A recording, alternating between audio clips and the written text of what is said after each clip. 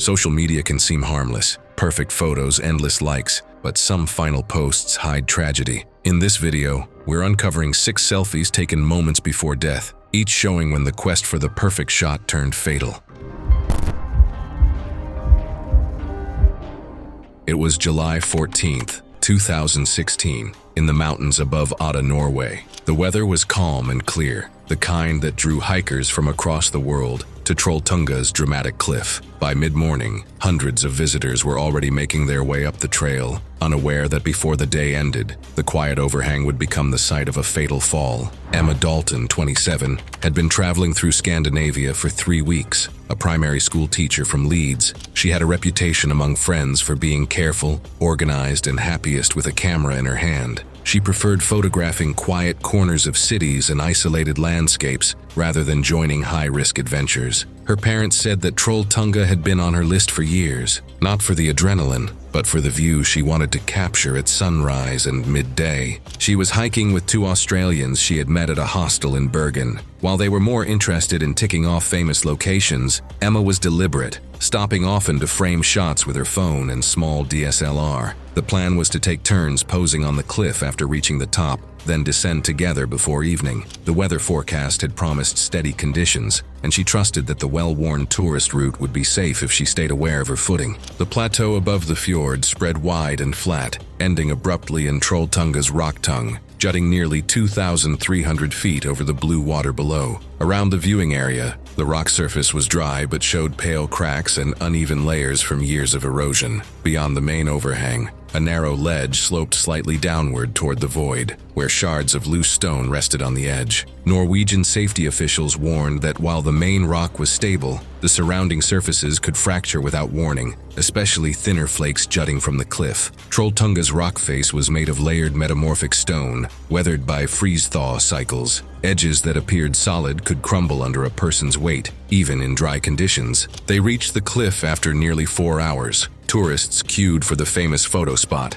standing well back until their turn. Emma took several wide shots of the fjord from behind the line before stepping toward the side area, looking for a more unique angle. The Australians told her the rock there was risky, but she seemed confident in her balance. The spot she chose had no guardrail, and a faint trail of boot scuffs marked where others had ventured before. She stepped onto the narrow ledge, keeping her phone raised to frame the overhang from the side. Witnesses later recalled her shifting her weight to adjust the shot. The sound of stone giving way was sharp and sudden. A thin slab beneath her right foot fractured, its edge breaking into several pieces that fell into the air. Emma pitched forward, her phone still in her grip. She flailed once, her left hand scraping the rock, leaving a faint smear of skin and dirt. One of the Australians lunged toward her but stopped short, unable to reach her in time. She disappeared over the side without a scream, the fall nearly vertical toward the water and rocks far below. The crowd went silent. A rescue call was made immediately, but the location's remoteness meant no helicopter could arrive until later in the afternoon. Search crews marked the last spot she was seen, using GPS to coordinate a recovery effort. By the following morning, Norwegian rescue teams located her body on a rock shelf near the base of the cliff. Her phone was found intact, with the final image partially blurred, showing the angle she had been attempting to capture. Emma's remains were flown back to the UK within the week. The funeral in Leeds was small, attended by family and close friends, with no media present. The local hiking board reinforced signs warning of unstable cliff edges and urged visitors to remain in designated viewing zones. It was March 3, 2017, in Hyderabad, India. The midday air was dry, and the sun sat high, casting hard shadows along the railway corridor that cut through the outskirts of the city. From a distance, the faint metallic hum of steel on steel came and went with the wind, a reminder that the track was never truly silent. Rahul Varma, 21, was a college student in the final year of his commerce degree. Known among his friends for being confident and sociable, he often used his phone to document small moments, posting them to share with classmates. He had traveled to Hyderabad with a group of friends for exams and was now making his way home to Warangal. The trip was unplanned in its timing, but he saw it as a chance to relax after weeks of study. For Rahul, the walk along the service path beside the railway was casual. The group had chosen the shortcut to save time, following a dirt strip that ran close to the tracks. He carried a small backpack slung loosely over one shoulder and kept his phone in hand. When one friend mentioned the idea of a trackside selfie, Rahul decided to make it more striking by standing directly on the rails, with the background stretching into the distance. The area was a narrow corridor, bordered by scattered shrubs and low concrete walls. The track surface was a bed of loose ballast stone, uneven and shifting underfoot. Overhead, wires crisscrossed against the pale sky, their insulators clicking faintly in the heat. The rail itself gleamed where it caught the sunlight, showing it had seen recent traffic. Passenger trains in the area often reached speeds of 50 to 60 miles per hour along open stretches. Engineers had limited braking ability at such velocity. Stopping distance could exceed half a mile. From the approach curve near that section, visibility for both train crews and anyone on the track was restricted until the final seconds. Railway police had previously issued safety warnings in the district after incidents involving pedestrians and photography. Several minutes before the impact, the group heard a horn in the far distance, but could not tell its direction due to echoes from surrounding structures. Rahul had already positioned himself in the center of the track, adjusting his stance as he framed the shot. Friends called out reminders about the scheduled train, but he continued lining up the angle. The ballast shifted slightly under his sneakers as he turned sideways, facing the phone. The train appeared suddenly from the curve, its size filling the space between the embankments. Friends shouted all at once, voices overlapping with the blast of the locomotive horn. Rahul twisted toward the noise, his expression tightening as he stepped to the side. The uneven stones rolled beneath him, and his foot caught. He stumbled halfway clear, but the engine was already upon him. The front edge of the locomotive struck him at full speed, the impact violent and immediate. His body was thrown off the track into the low grass beside the ballast. The noise of the passing cars drowned everything else, the wind from their movement flattening the nearby weeds. When the final carriage passed, his friends moved toward him, but stopped short. The injuries were catastrophic, and it was clear there was nothing they could do. A few stood motionless. Others paced the edge of the path, still holding their phones in their hands without realizing. Railway police arrived within minutes, their vehicle pulling to a stop on the service road. Officers spoke briefly with the group before securing the scene and covering the body. Rahul's backpack was found intact beside him, while his phone lay several feet away, its screen cracked but still lit. The last image on it showed him mid-step, the train's front already entering the frame. By late afternoon, the body was released to his family in Warangal. The funeral was held quietly the next day, attended by relatives and a small group of classmates. Local authorities renewed their warnings against photography on or near active tracks, noting that the accident had unfolded in less than 5 seconds from the moment the train became visible.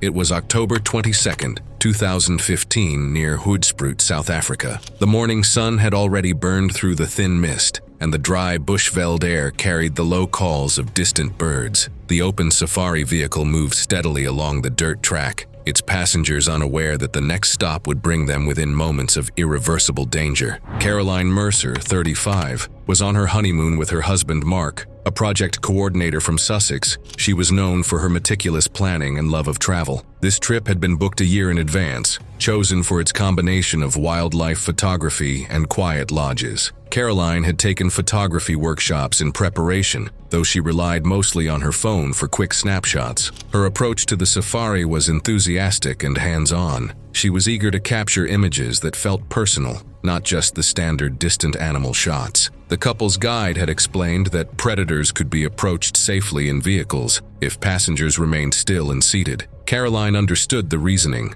but in her mind, leaning out for a better angle felt like a minor risk, especially with the lions lying motionless in the grass. The track cut through open savanna dotted with acacia trees, their shadows sharp under the bright sun. Grass bent in the wind, dry and pale, with patches of earth baked hard. The lions lay under a tree's thin shade, their golden coats blending almost perfectly with the ground. Flies moved lazily around them, and their tails flicked intermittently. The air felt still except for the occasional rustle from a nearby bush. Adult African lions can weigh over 400 pounds and reach speeds of nearly 35 miles per hour in short bursts. Their bite force is powerful enough to crush bone, and even seemingly calm individuals can switch to full predatory behavior instantly. Guides in the region rely on the principle that animals perceive vehicles as single, non-threatening units, something disrupted if a person stands or leans out. Minutes before the attack, the guide stopped at what he judged a safe distance. He reminded the group to remain seated. Caroline shifted forward, holding her phone, and after a glance toward Mark, rose to her knees on the seat. She leaned out past the open side to frame both lions in her shot. No one realized the closer of the two had raised its head, watching her with fixed attention. In a movement so quiet it was almost unnoticeable, the lion rose and began a low stalk, each step deliberate and silent. Mark called her name, and the guide's voice cut in sharply, but the gap was already closing. The lion broke into a short charge. The impact came with a heavy thud as its paw struck Caroline's shoulder, claws hooking into her. She was pulled from the vehicle before she could brace herself, her phone falling into the grass. The sound of the struggle was brief but violent, the tearing of fabric, deep growls and shouts from the vehicle. The guide started the engine and drove forward, revving and shouting in an attempt to break the lion's focus. Another ranger, arriving from a nearby track, joined in. The lion maintained its grip for several seconds before retreating a few steps, still watching. By then, Caroline was motionless. Rangers tranquilized the lion within minutes. Caroline's body was recovered quickly, but the injuries were unsurvivable. Her phone was found near the track, the final image partially blurred by motion. Her remains were flown back to England within the week. The funeral in Sussex was private, attended by family and a few close friends. The reserve reinforced its safety rules, adding fixed barriers on open vehicles during predator sightings, a change that guides later said might have prevented the incident entirely.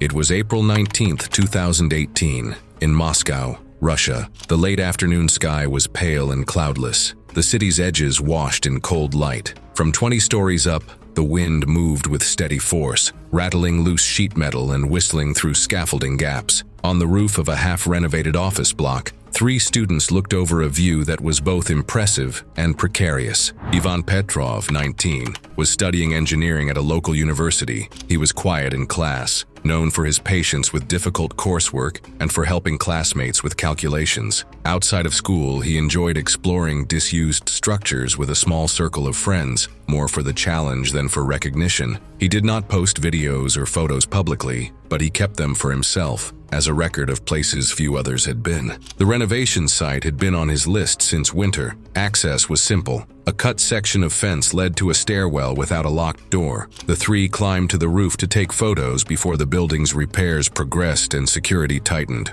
Ivan's plan was to walk a narrow beam along the edge for a self-portrait with the skyline behind him. Though he understood the height risk, he believed his balance and experience made it manageable. The rooftop was a mix of open flat sections and exposed framework. Dust and debris from months of construction work coated most surfaces. Below the roofline, a lattice of beams and scaffold supports extended toward the street. The wind pressed against clothing and shifted small scraps of insulation across the surface. From the beam, the drop was uninterrupted to the pavement far below. Wind speeds that day reached about 25 miles per hour, with occasional cross gusts that could push a standing person off balance. Narrow metal beams, even dry, offered little traction when covered in dust. Safety harnesses were required for construction crews working at such heights, but none of the 3 carried any protective equipment. Before stepping onto the beam, Ivan's friends told him the wind seemed stronger near the edge. He acknowledged it, but moved forward, holding his phone in front of him. He took 2 careful steps, pausing to adjust his footing. The beam shifted slightly under his weight, but he remained upright.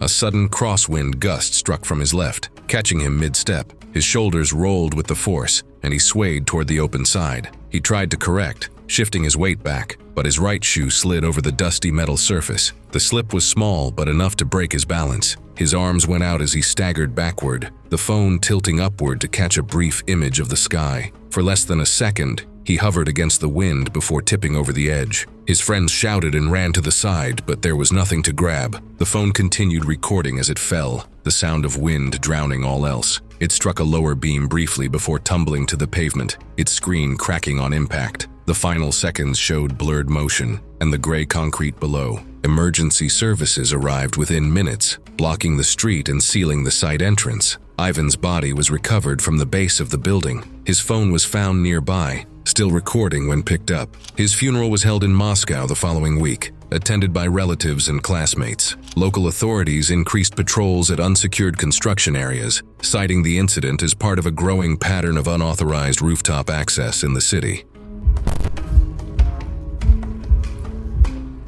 It was January 28, 2016, in Bislig City, Philippines. The air was warm and damp, carrying the steady roar of Tinuian Falls as it spilled in sheets over the rock face. Visitors moved along the pathways below, unaware that higher up on the slick ledges near the top, a moment of carelessness would turn a family outing into tragedy. Lourdes Ramos, 42, was a school teacher from Surigao del Sur. She was known among her colleagues for her patience with younger students and for organizing class trips to local landmarks. This visit was personal, a day with her sister's family before the start of the next school term. She enjoyed taking photos to remember such moments, often making sure the scenery was framed perfectly. Her decision to climb onto the rocks at the waterfall's edge was not reckless in her mind. She had grown up near rivers and streams, used to navigating wet stone. From her perspective, the ledge offered the best view, both of the cascade below and of the surrounding forest. Her relatives followed,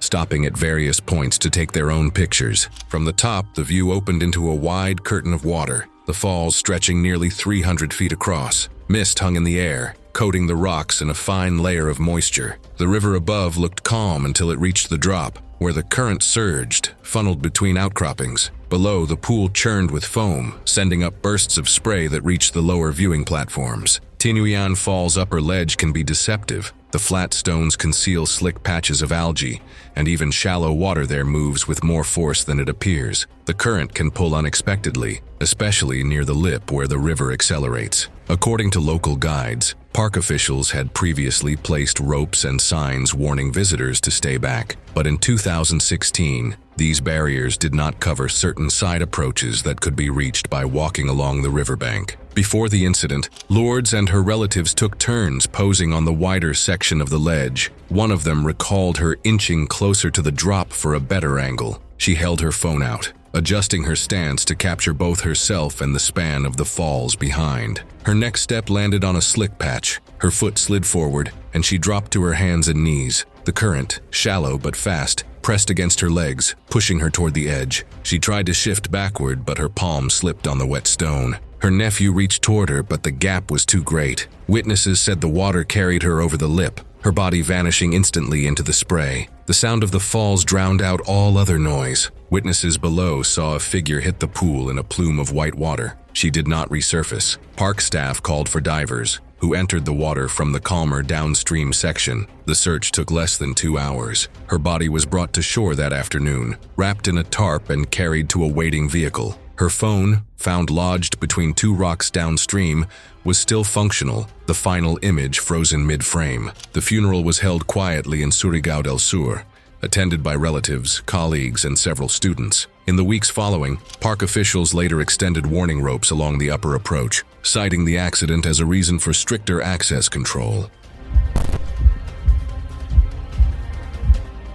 It was August 6, 2017, in Vatnajökull National Park, Iceland. The morning sky was bright, but hazed with thin cloud, and the glacier's surface reflected the light in muted silver. Meltwater trickled in narrow streams across the ice, disappearing into fissures that hinted at unseen depth. For most visitors, the day felt calm and unthreatening. For one group of friends, it would end in silence and cold water. James Rowley, 29, was an Australian tourist traveling with 3 longtime friends. Back home in Melbourne, he worked as a mechanical technician and was known for his practical skills and steady temperament. He had joined the trip for its landscapes, eager to see glaciers before the chance disappeared. Photography had become a casual hobby for him, more about recording moments than producing art. The decision to leave the marked trail was made without much debate. They had followed a side path toward an overhanging ice shelf above a meltwater pool. James wanted a shot standing with the drop and the blue water behind him. From his perspective, the ice looked solid enough. The surface showed only faint cracks and wet patches from recent melt, but nothing that suggested immediate danger. The glacier's upper layer was rough underfoot, patterned with shallow ridges and pale blue streaks. Thin streams wound through the surface, feeding the pool below. Beyond the edge, a dark cavity opened beneath the shelf, carved by weeks of warm weather. The air was near freezing, but the sound of water moving under the ice carried a steady, muted force. Glacial ice, though dense, can lose stability quickly when temperatures rise. Overhanging shelves often conceal deep fractures, their strength undermined from below by meltwater channels. Such ice can fail without warning. collapsing in large sections. Rangers in the park regularly warn visitors to stay on marked routes, as undercut shelves can break under a single person's weight. Before the accident, one of James's friends suggested staying back from the edge. He acknowledged it but stepped toward the center of the shelf, his phone in his left hand. His friend raised a camera, framing him against the pool. The ice under James's boots gave a dull, hollow sound, sharper than the surrounding surface. A thin crack ran outward from beneath him,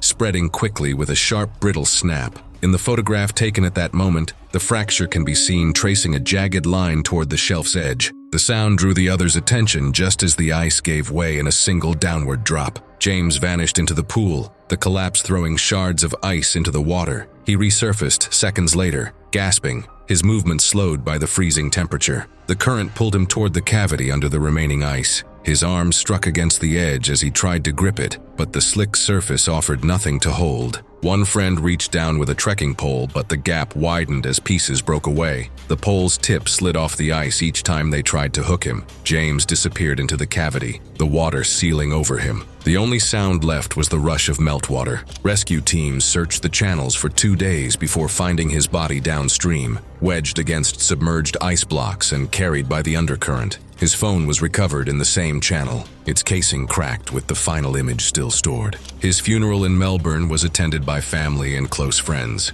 Park authorities later extended barriers along unstable sections and reinforced public advisories about the risk of walking on unsupported ice. Thanks for watching. If these brutal accidents that might have been preventable entertained your, click here for more.